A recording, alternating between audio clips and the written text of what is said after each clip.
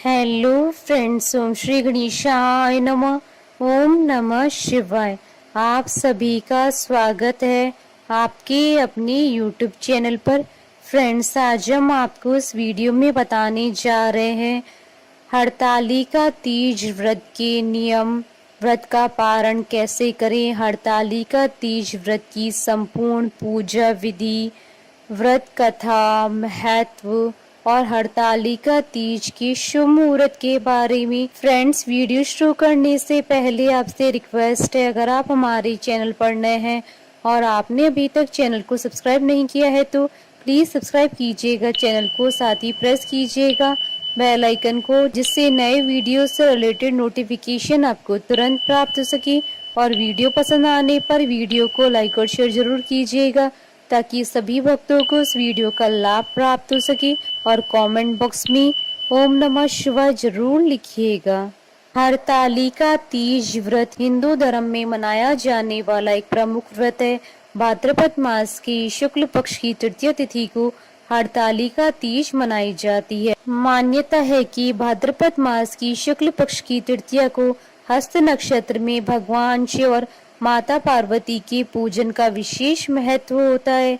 हरतालिका तीज व्रत कुंवारी और सौभाग्यवती स्त्रियां करती हैं। हरतालिका तीज व्रत निर्हार और निर्जला किया जाता है। मान्यता है कि इस व्रत को सबसे पहले माता पार्वती ने भगवान शंकर को पति के रूप में पाने के लिए किया था। हरतालिका तीज व्रत करने से महिलाओं को अखंड सौभाग्य की प्राप्ति होती है तथा कुंवारी कन्याओं को मनचाहे वर की प्राप्ति होती है। फ्रेंड्स, अब आइए जानते हैं हरतालिका तीज व्रत के नियमों के बारे में। हरतालिका तीज की पूजा गोधूली बेला में की जाती है। व्रत में हमेशा हाथ से बनाए हुए मिट्टी के शिव, पार्वती और गणेश जी की पूजा करनी चाहिए। यह व्रत निर्जला रखना होता है। पहले तीज के व्रत से जो नियम आपने उठाए हैं वही नियम अंत तक पालन करने होंगे।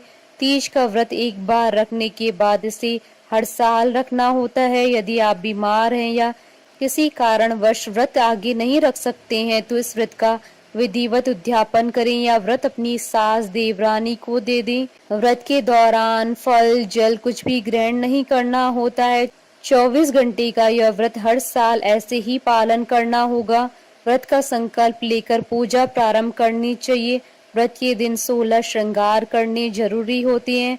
पूजा के पश्चात स्वाद की सामग्री ब्राह्मण या गरीब विवाहिता महिला को दें। व्रत वाले दिन रात में सोना वर्जित माना जाता है। इस दिन रात में भजन और कीर्तन और तीज के गीत गाते हुए भोर तक जगे रहना होता है। अगले दिन भोर में नहा धोकर शिव, पार्वती और गणपति जी की पूजा करके प्रसाद बांटने के बाद ही व्रत का पारण किया जाता है। हरतालिका तीज के व्रत के दौरान पति से किसी भी बात पर झगड़ा न करें। हरतालिका तीज व्रत पति पत्नी के आपसी प्रेम को दिखाता है। इस दिन किसी को अपशब्द न कहें। अगर कुछ गलत लगता भी है तो बात को नजरअंदाज करना बेहतर होगा। क्रोध से तो इस व्रत के दौरान दूर रहें। यह मन में वैर भाव को लाता है जो व्रत के पुण्य को प्रभावित करता है। मान्यता है कि व्रत रखने वाली महिलाओं को रात में सोना नहीं चाहिए। अगर आपने व्रत रखा है तो इस बात का खास ध्यान रखें। मान्यता है कि हरतालिका तीज के दिन गलती से भी दूध नहीं पीना चाहिए, नहीं तो अगले जन्म में सर्प योनि मिलती है। इस व्रत के दौरान पानी पीने से अगला जन्म मछली का होता है। हरतालिका तीज व्रत में स्वा की पिटारी में स्वा की सारी वस्तु रखकर माता पार्वती को चढ़ानी चाहिए। यह इस व्रत की मुख्य परंपरा है। इसमें शिव जी को धोती और अंगोछा चढ़ाया जाता है। यह स्वाग सामग्री सास के चरण स्पर्श करने के बाद ब्राह्मण या ब्राह्मण को दान देनी चाहिए। अगले दिन सुबह माता पार्वती को सिंदूर चढ़ाकर ककड़ी हलवे का भोग लगाकर ही व्रत का पारण किया जाता है। फ्रेंड्स, अब आइए जानते हैं हरतालिका तीज की पूजन सामग्री और पूजा विधि के बारे में।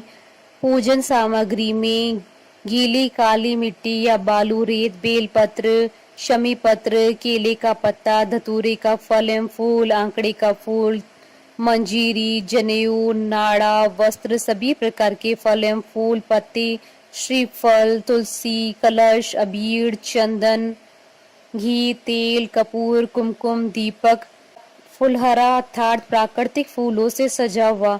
माता पार्वती की सुहाग की सामग्री में मेहंदी, चूड़ी, बिछिया, काजल, बिंदी, कुमकुम, सिंदूर, कंघी, आलता और बाजार में उपलब्ध सुहाग पुड़ा आदि। पंचामृत के लिए घी, दही, शक्कर, दूध, शहद। फ्रेंड्स, अब आइए जानते हैं हरतालिका तीज की पूजन विधि के बारे में।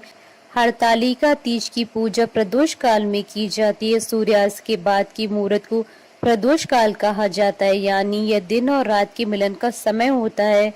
हरतालिका तीज के पूजन के लिए काली मिट्टी से भगवान शिव और माता पार्वती और भगवान गणेश जी की प्रतिमा बनाई जाती है। उसके बाद उन्हें सजाया जाता है तथा एक चौकी पर रखकर उस पर एक रंगोली बनाएं। इस रंगोली के ऊपर केले के पत्ते रखकर इस पर शिव पार्वती की प्रतिमा रखें। इसके बाद कलश की हल्दी और कुमकुम से पूजा करें। बाद में भगवान गणेश, भगवान शिव और गौरी की पूजा करके उनका संपूर्ण श्रृंगार करें। फिर व्रती महिलाएं स्वा की पिटारी में स्वा की सारी वस्तु रखकर माता पार्वती को चढ़ाएं और भगवान शिव जी को धोती या फिर तौलिया चढ़ाया जाता है। इसके बाद हरतालिका तीज की व्रत कथा सुने या पढ़ें। भगवान शिव और पार्वती और भगवान गणेश जी की आरती करें।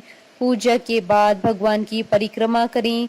इस प्रकार व्रती महिलाएं पूजन करने के बाद रात भर जागरण करें। अगले दिन सुबह स्नान के बाद माता पार्वती को सिंदूर चढ़ाएं। उसके बाद हलवे और ककड़ी का भोग लगाकर अपने व्रत का पारण करें। फ्रेंड्स, अब आइए जानते हैं साल 2024 की हरतालिका तीज के शुभ मुहूर्त के बारे में।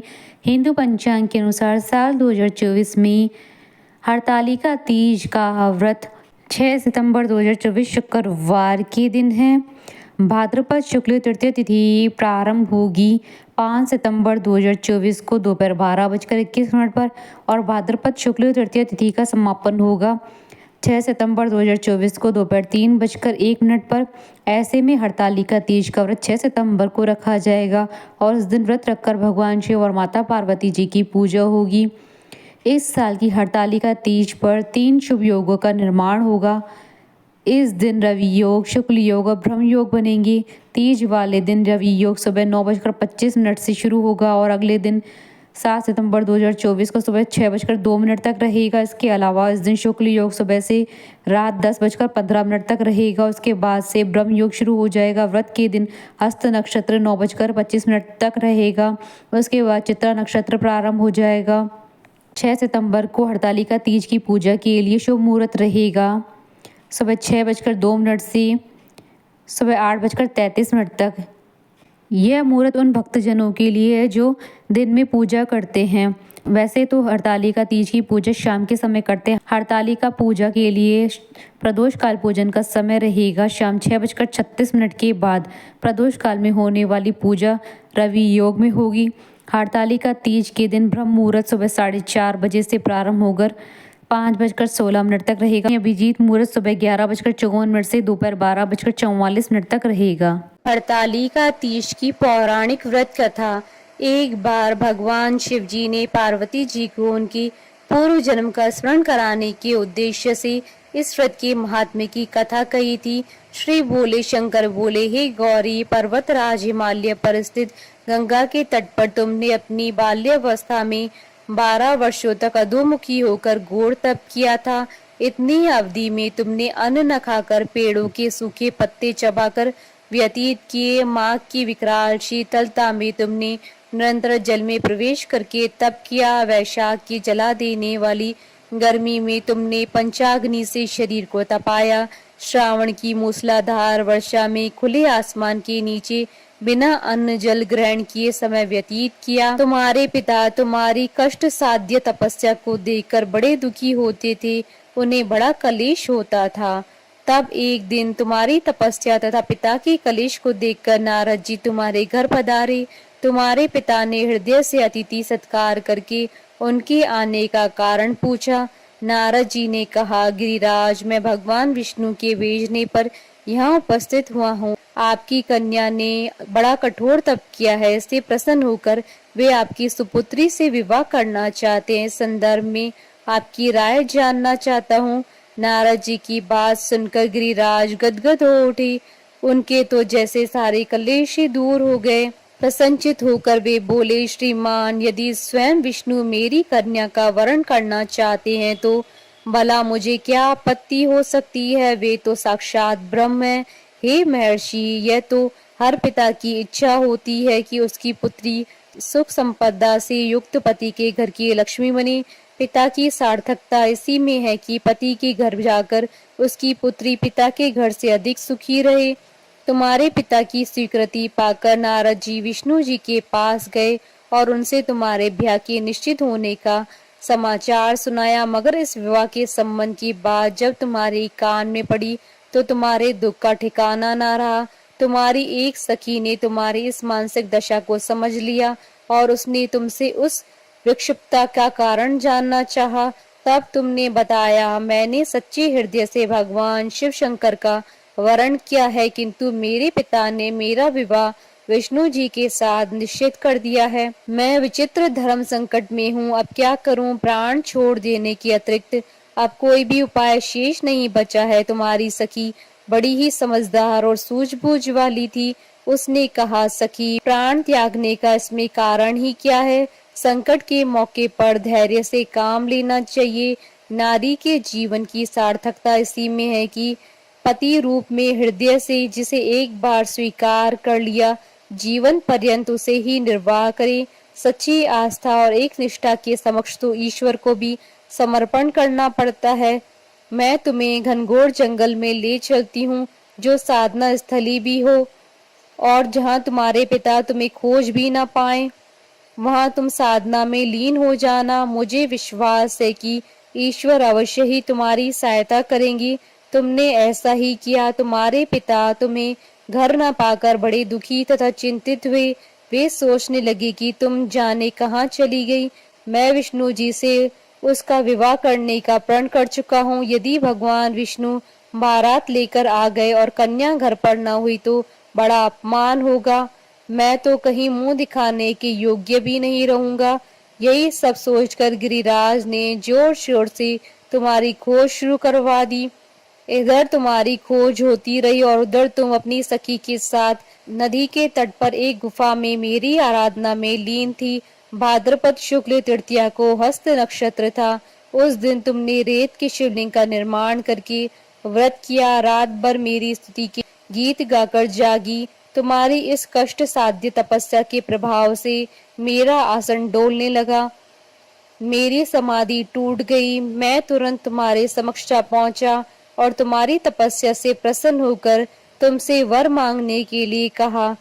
तब अपनी तपस्या के फलस्वरूप मुझे अपने समक्ष पाकर तुमने कहा, मैं हृदय से आपको पति के रूप में वरण कर चुकी हूँ।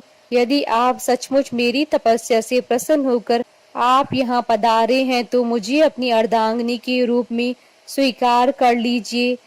तब मैं तथास्तु कहकर कैलाश पर्वत पर लौट आया। प्रातः होते ही तुमने पूजा की समस्त सामग्री को नदी में प्रवाहित करके अपनी सहेली सहित व्रत का पारण किया। उसी समय अपने मित्र बंधु व दरबारियों सहित गिरिराज तुम्हें खोजते खोजते वहां आ पहुंचे और तुम्हारी इस कष्ट साध्य तपस्या का कारण तथा उद्देश्य पूछा। उस समय तुम्हारी दशा को देखकर गिरिराज अत्यधिक दुखी हुए और पीड़ा के कारण उनकी आंखों से आंसू मड़ आए।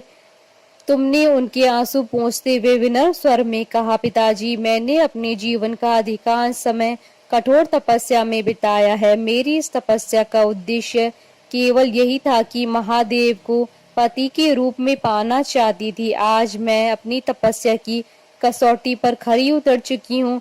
आप क्योंकि विष्णु जी के साथ मेरा विवाह करने का निर्णय ले चुके थे, इसलिए मैं अपने आराध्य की खोज में घर छोड़कर चली आई। अब मैं आपके साथ इसी शर्त पर घर जाऊंगी कि आप मेरा विवाह विष्णु जी से न करके महादेव जी से करेंगे। गिरिराज मान गए और तुम्हें घर पर ले गए। कुछ समय के पश्चात शास्त्रोक्त विधि विधान पूर्वक उन्होंने हम दोनों को विवाह सूत्र में बांध दिया। हे पार्वती, भाद्रपद की शुक्ल तृतीया को तुमने मेरी आराधना करके जो व्रत किया था उसी के फलस्वरूप मेरा तुमसे विवाह हो सका। भगवान शिव ने आगे कहा, हे पार्वती, भाद्रपद की शुक्ल तृतीया को तुमने मेरी आराधना करके जो व्रत किया उसी की परिणाम स्वरूप हम दोनों का विवाह संभव हो सका। इस व्रत का महत्व यह है कि मैं इस व्रत को पूर्ण निष्ठा से करने वाली प्रत्येक स्त्री को मनोवांछित फल देता हूँ। भगवान शिव ने पार्वती जी से कहा, इस व्रत को जो भी स्त्री पूर्ण श्रद्धा से करेगी उसे तुम्हारी तरह अचल सुहाग प्राप्त होगा। इस व्रत को हरतालिका इसलिए कहा जाता है क्योंकि पार्वती की सखी उन्हें पिता और प्रदेश से हरकर जंगल में ले गई थी। हरत अर्थात हरण करना और तालिका अर्थात सखी। बोलिए भगवान शंकर माता पार्वती जी की जय। हमारे साथ इस वीडियो में अंत तक बने रहने के लिए आपका धन्यवाद। ओम श्री गणेशाय नमः। ओम नमः शिवाय।